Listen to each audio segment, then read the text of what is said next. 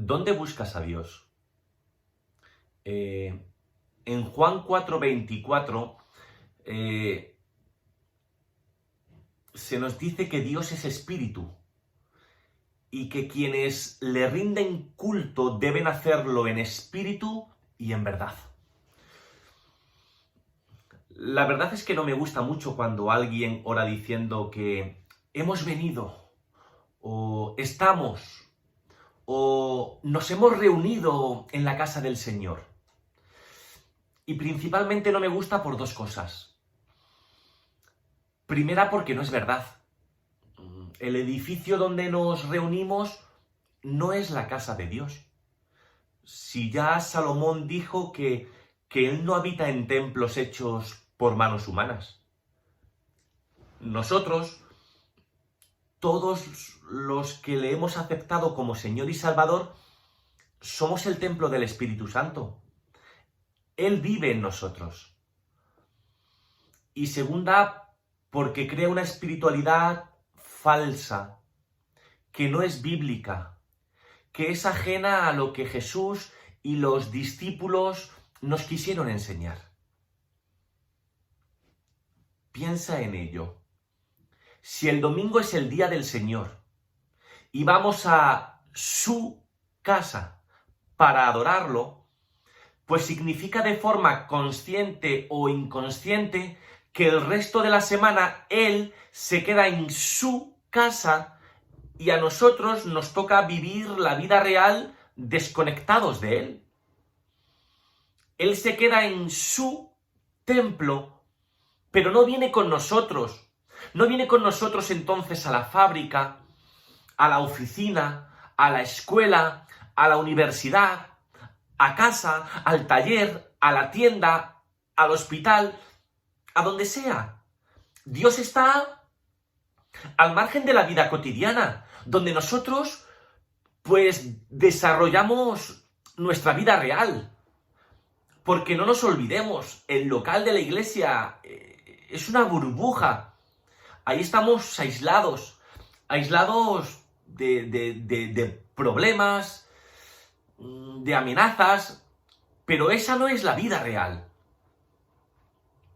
Y aquí Jesús habla con la mujer samaritana y están tratando acerca de la polémica que había sobre cuál era el lugar correcto para adorar a Dios.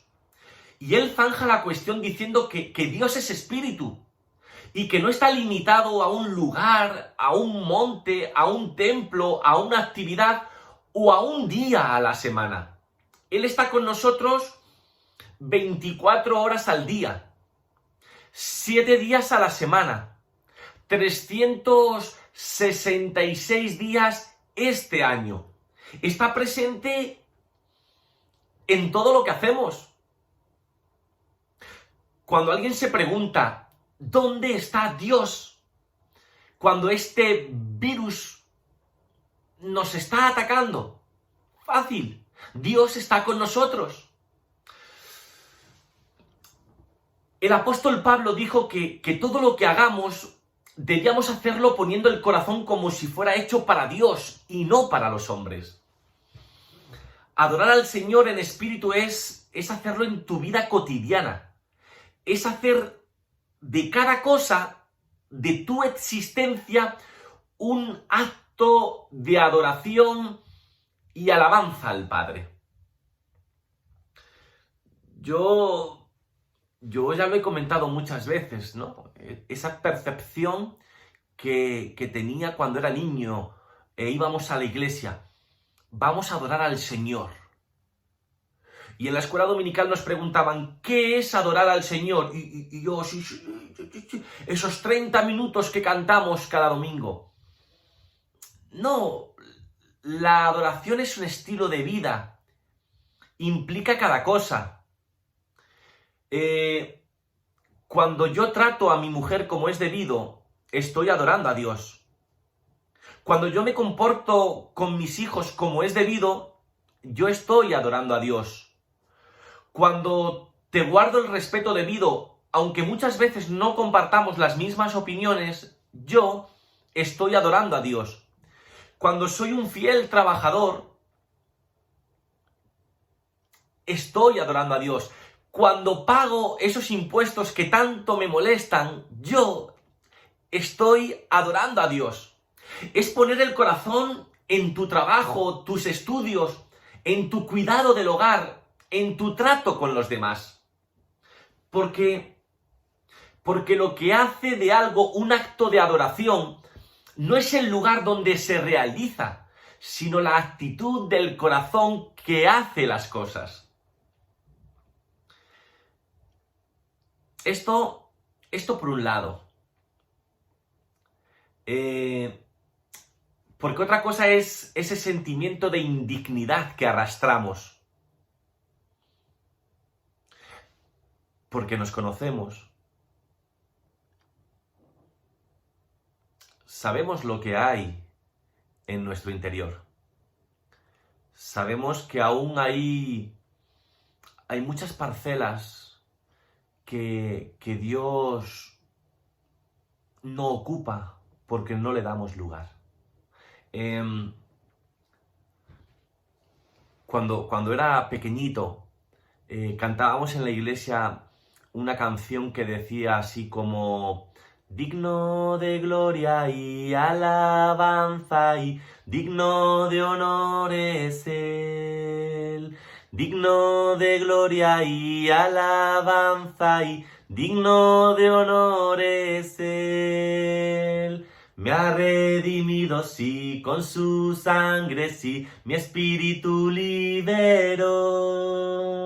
Digno de gloria y alabanza y digno de honor es Él. Bueno, usted lo sabe, ¿no? Digno. Pero nosotros nos vemos indignos. Indigno es aquel, pues, que no merece algo. No le corresponde porque no está en consonancia con las cualidades de alguien o los méritos de algo. Y digno es aquel que sí merece algo. Señor, tú eres digno de alabanza. Y cuando yo me comporto mal, tú eres digno de castigo. O muchas veces hablamos de que alguien es digno de compasión. O si eres digno del amor de tu mujer. O que esta novedad es digna de tener en cuenta, es digna de mención. ¿Por qué? Pues porque está en consonancia con las cualidades de alguien o los méritos de algo. Y sobre esto de indignidad o dignidad, tenemos muchos textos en la Biblia. Por ejemplo, en Mateo capítulo 8, versículo 8, el centurión le dice al Señor: no soy digno de que entres en mi casa. Tú di la palabra y mi criado quedará sano. Este centurión quería que Jesús ayudara, que Jesús sanara a su siervo, pero había un pequeño gran problema, y es que él era gentil y Jesús era judío, y según la ley, un judío no podía entrar en la casa de un gentil. ¿Por qué? Porque todas las casas de los gentiles eran inmundas. La Misná, que es una tradición oral de interpretación de la Torá, decía que las moradas de los gentiles son inmundas. Pero él, como soldado, este centurión, sabía perfectamente lo que era dar una orden y que se cumpliera al instante y sin cuestionarse. Así que le dice a Jesús: no tienes por qué venir a mi casa. No lo merezco. No soy digno de que entres en ella. Todo lo que tú tienes que hacer es dar la orden y será obedecida. ¡Qué fe! Siento envidia, porque en muchos momentos yo carezco de esa fe. Pues cuando me preocupo en demasía por cómo será el futuro que tendremos que enfrentar cuando todo esto acabe. Cuando tengo miedo por el futuro de mis hijos. Cuando no confío del todo en lo que el Señor puede hacer en mí. Tengo falta de fe. Fíjense en este hombre. ¡Qué fe! Y sin embargo, se veía indigno. En otro pasaje, Jesús está junto al mar de Galilea y la gente se arremolina en torno a él para escuchar la palabra de Dios. Ve dos barcas que están junto a la orilla y entra en una de ellas y desde allí habla a la multitud. Y cuando termina de hablarles, de predicarles, de enseñarles, le pide a Pedro que boguen mar adentro y que echen sus redes para pescar. Y Pedro, yo creo que aturdido, pero de muy buenas maneras, le dice que hemos estado toda la noche faenando sin resultado. Pero bueno, ya que tú lo pides, lo haremos así como dices. Y sucede el milagro. En Lucas 5:8 vemos que Pedro cae a los pies de Jesús y le dice: apártate de mí, Señor, pues soy hombre pecador. Muchas veces, y es correcto, enseñamos como aplicación el hecho de que no hacemos nada porque nos parece que no es el momento adecuado, no es el momento correcto. Pero es que si esperamos a que las circunstancias sean las ideales, jamás haremos nada. Muchas veces, para el milagro, tenemos que fiarnos de la palabra de Jesús cuando nos dice que probemos lo imposible. Pero en cuanto al tema de hoy, Pedro quedó tan estupefacto, tan sorprendido, que se tuvo a sí mismo por indigno de tener a Jesús en su barca. Y Pedro ahí está hablando desde la humildad y desde la negación. Señor, Señor, no soy digno. Esa famosa conversación que tiene con el maestro y le pregunta: Pedro, ¿me amas? Señor, tú sabes que te quiero.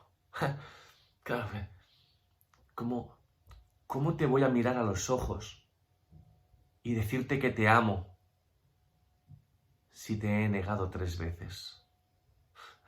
Si prometí dar mi vida por ti y huí como un cobarde. Pedro, ¿me amas? Sigue sin mirarle a los ojos, no puede. Mira a la tierra, pero yo creo que está mirando a lo más profundo de su corazón. Tú sabes que te quiero. Pero no me pidas que alce mis ojos y te mire. No puedo. No puedo sabiendo lo que he hecho. Y por tercera vez Jesús le pregunta, por tercera vez, le hace la misma pregunta, las mismas veces que Pedro lo negó. Pedro, ¿me amas? Tú sabes que te amo, Señor. El problema no está en ti. El problema está en mí, que soy indigno. En cierta ocasión, lo podemos leer en el capítulo 15 de Primera de Corintios, Pablo les dice: yo soy el más insignificante de los apóstoles. No soy digno de que me llamen apóstol. ¿Por qué? Porque perseguía a la iglesia. Y me gustan estas palabras porque arrojan mucha luz sobre el carácter de Pablo. nos habla de su humildad. Se considera el menor de los apóstoles llevando una misión de la cual no es digno. Pablo nunca pretendió mostrarse como un hombre hecho a sí mismo. Era por la gracia de Dios y no por otra cosa que él era lo que era. Pero en ningún momento dudó en recordarles su pasado. Yo mismo, hermanos míos, consentí en la muerte de Esteban. Cuando hablamos acerca de la gracia de Dios, que alcanza a todas las personas, nosotros pronto decimos, sí, pero Hitler no. Mediano sinvergüenza. Mató a miles y miles y miles de personas. Sí. Pablo lo que está diciendo aquí, yo fui vuestro Hitler del futuro. Soy indigno de semejante privilegio. Pero es que una cosa es lo que nosotros pensamos de las personas o de nosotros mismos, y otra muy distinta es lo que Dios piensa de las personas o de nosotros mismos. Pongamos el caso de José. Preguntemos a sus hermanos, oye, ¿quién es José? José es un soberbio, es un chulo, es un soñador, es un prepotente. Pues no que quiere estar por encima de nosotros. Pregunta acerca de José a los madianitas, a los ismaelitas. ¿José es pura mercancía. Dinero fácil que haremos cuando lleguemos a Egipto. Es un vil esclavo. Ahora, pregúntale a Dios, ¿quién es José? Y te dirá, José, un gobernador. Lo mismo podemos hacer con el apóstol Pablo. Para los judíos en sus inicios, ¿quién era Pablo? Pablo, hebreo de hebreos.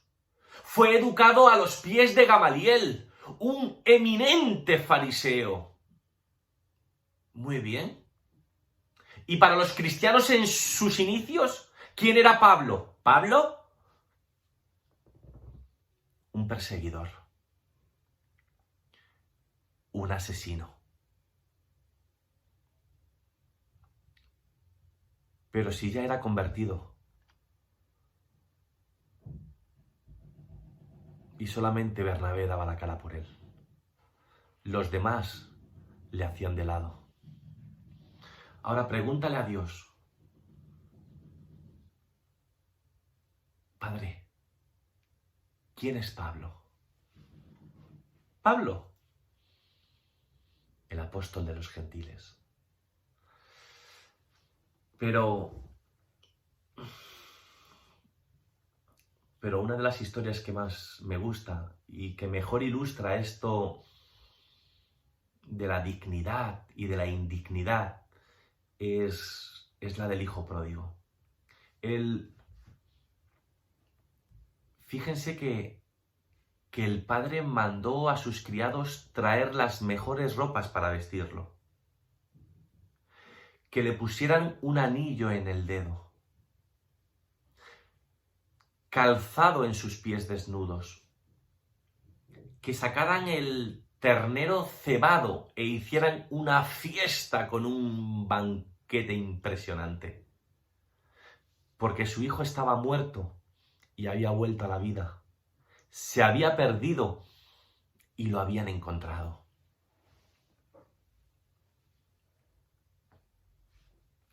Cuando estudio con detenimiento esta historia,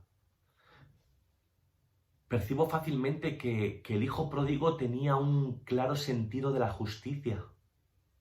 Él era consciente de haber pecado, y no solamente contra Dios, sino también contra su padre.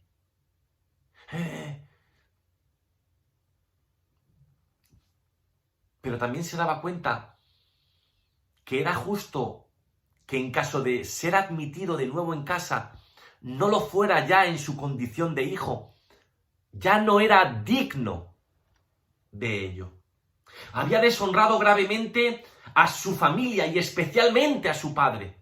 ¡Qué vergüenza pedirle a tu padre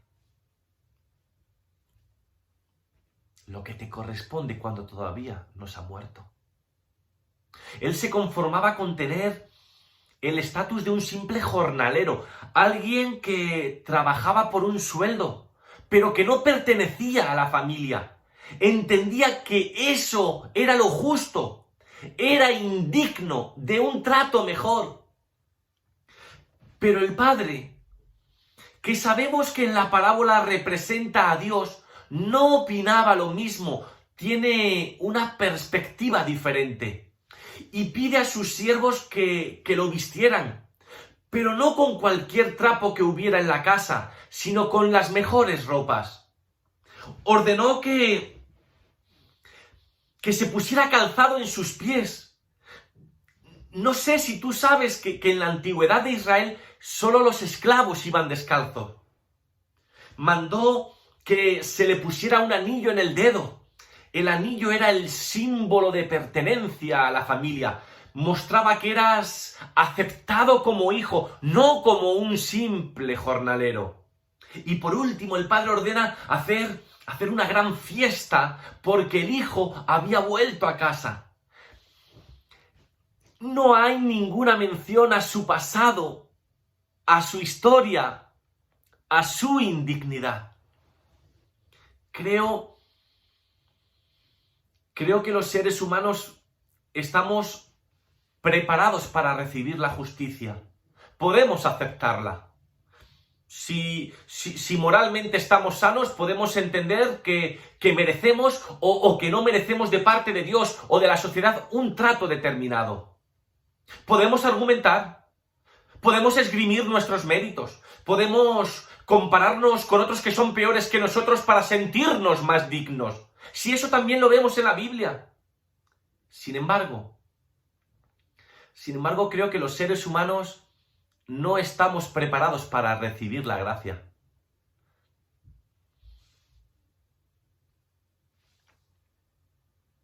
Piénsalo bien. Solo aquellos que somos conscientes de que no tenemos nada que ofrecer, que estamos vacíos, que lo hemos perdido todo, que no tenemos nada para negociar con Dios, solamente estos podemos aceptar que nos consideren dignos sin serlo. Y solo porque el Padre nos recibe en la casa, nos otorga una dignidad de la que carecemos, pero que ahora es nuestra. Y sí, es cierto, llegar a ese estado es duro para nuestro orgullo. Amigo que me estás escuchando, no podemos excluir absolutamente a nadie de la comunión que experimentamos sentados a la mesa que Cristo nos invita. Es nuestra obligación y deber poner énfasis en la justicia social como testimonio del amor que profesamos a Dios y a nuestros semejantes. Estos son el combustible que nos mueve a vivir con coherencia el llamado escandaloso del amor expresado en los evangelios. Es el amor y no la culpa. Es el amor y no el rechazo. Es el amor y no la condena. Siempre es el amor el que nos convoca. Siempre es el amor el que nos rescata. Jesús demostró en persona que Dios ama a las personas, no como raza o como especie, sino como individuos. Le importamos a Dios. Decía San Agustín, al amar a lo que no son dignos del amor, me hiciste digno del amor. Jesús trasladó el énfasis de la santidad de Dios, que es exclusiva de Él, a la misericordia de Dios, que es inclusiva. En vez del mensaje "no se aceptan los indeseables", proclamó En el reino de Dios no hay indeseables. Quiero terminar hoy. Estoy leyendo este libro. Altamente recomendable. Es un libro antiguo. Es de Philip Yancey, El Jesús que nunca conocí. Y déjenme que busque. Este hombre, Philip Yancey, pues en un tiempo crítico de su vida, fue muy influenciado por dos escritores rusos, por Tolstoy y por Dostoyevsky. Y él aquí cuenta la diferencia entre uno y otro. Tolstoy había escuchado el Sermón del Monte y le marcó su vida por completo. Él quiso seguir a rajatabla esa enseñanza de nuestro Señor Jesucristo. Y él decía, son palabras de Tolstoy: no juzguen los santos ideales de Dios por mi incapacidad de alcanzarlos. No juzguemos a Cristo por quienes llevamos imperfectamente su nombre. Y es parte de una carta suya esto que les voy a leer. Y respondo que soy culpable, vil y merecedor del desprecio por mi fracaso en cumplirlos. Al mismo tiempo, y no para justificarme, sino sencillamente para explicar mi falta de coherencia, digo: miren mi vida actual y luego mi vida pasada, y verán que estoy tratando de cumplirlos. Es verdad que no he cumplido ni una milésima parte de ellos, de los preceptos cristianos, y me avergüenzo de eso, pero he fallado en cumplirlos no porque no quiera, sino porque he sido incapaz. Enséñenme a huir de la red de tentaciones que me rodean. Ayúdenme y los cumpliré. Incluso sin ayuda, deseo y espero cumplirlos. Atáquenme, yo mismo lo hago. Pero atáquenme a mí y no al camino que sigo y que indico a quien quiera que me pregunte dónde creo que se encuentra. Si conozco el camino a casa y lo recorro borracho, ¿es acaso menos bueno porque voy dando tumbos? Si no es el camino bueno, entonces muéstrenme otro. Pero si tropiezo y me extravío, deben ayudarme. Deben mantenerme en el verdadero camino, del mismo modo que yo estoy dispuesto a apoyar a los demás. No me desvíen. No se alegren de que me haya extraviado. No gritéis de alegría. ¡Mírenlo! Dijo que iba camino a casa, pero ahí está, arrastrándose hacia una ciénaga. No se regodeen, sino denme su ayuda y apoyo. Me encanta Tolstoy, porque realmente quería seguir los preceptos, el ejemplo, la enseñanza del maestro. Pero vivió amargado, murió solo, triste, desolado. Su conciencia no dejaba de acusarle. Era imposible seguir, cumplir con ese sermón del monte.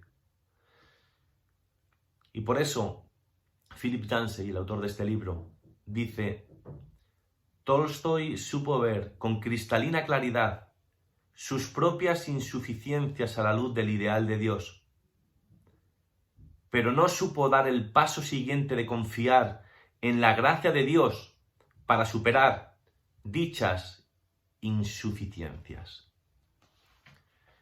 Miren, si yo puedo hoy hablarles a ustedes o a ti,